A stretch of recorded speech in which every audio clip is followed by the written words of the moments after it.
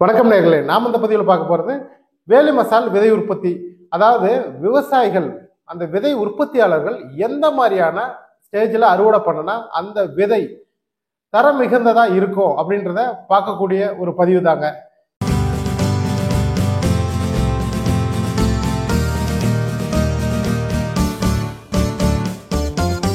இப்போ நிறைய விவசாயிகள் நம்ம கிட்ட வேலி மசால் வாங்குறாங்க. இந்த விதையை எந்த மாதிரி ப்ராசஸ் பண்ணணுங்க?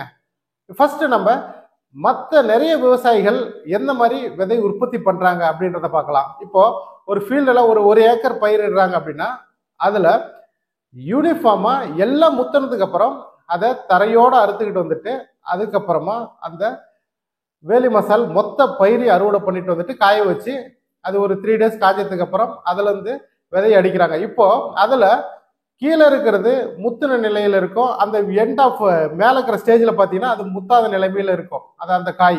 அப்போ இதுல பிஞ்சு விதையும் கலந்துருது. அதனால அந்த ஹஸ்க் சீடு அந்த குவாலிட்டி இல்லாம அந்த விதை முறைப்பு திறன் இல்லாததை நிறைய விவசாயிகள் ஃபேஸ் பண்ணியிருப்பாங்க. அந்த மாதிரி எடுக்கும்போது அதை கிரேடிங் பண்ண முடியாதுங்க.